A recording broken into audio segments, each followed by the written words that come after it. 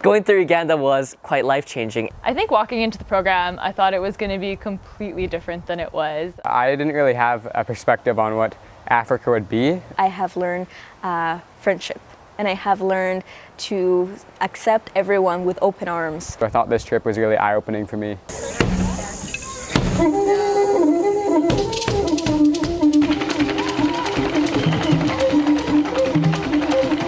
When someone says something about Uganda, like, oh, it's like a third world developing country, and you just always have that certain image in your head. But when I went to Uganda, not every place is like that. A lot of the times when you go overseas to a developing country, you usually think that you're going to change a lot.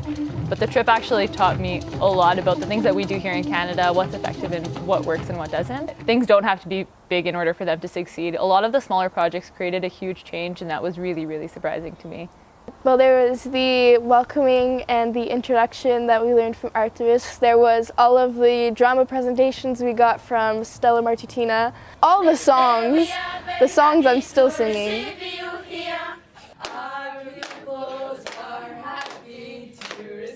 In the first couple of days while we were visiting, we visited a group called the AIDS Education Group for Youth. That visit really changed my perspective on a lot of things.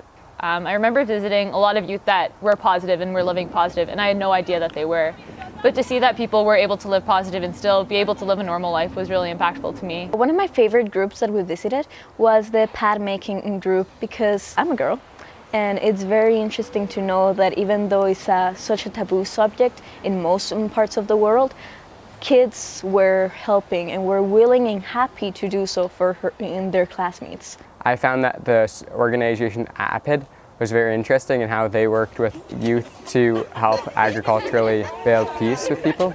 And the farming techniques that I learned in Uganda, like conservation agriculture, would be very interesting to implement in my service project. The thing that impressed me most about just all of the partners is how hard and passionately they work. They just never stop.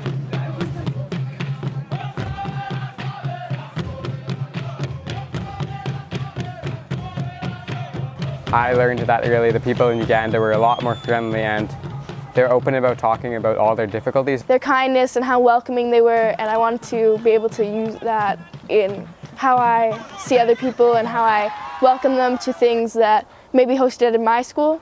Try and be more empathetic of other people's situations and where they're coming from. Because even though we were foreigners over there, everyone was treating us as if we were family.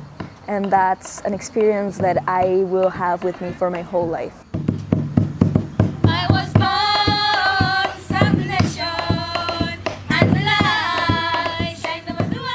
I think something that I want to work on from now on is to actually develop the professional skills that I could do to help the communities, whether that is healthcare or education, or even just saying in my community about their stories, because sharing story is something that I, as a student, could do. I think sharing your knowledge is a huge part of coming back from this trip. I'm a Girl Guide leader, so I think that will play a huge impact on that, and talking to youth and telling them about my experiences. I think that you should go with an open heart and open mind, and willing to try every single food.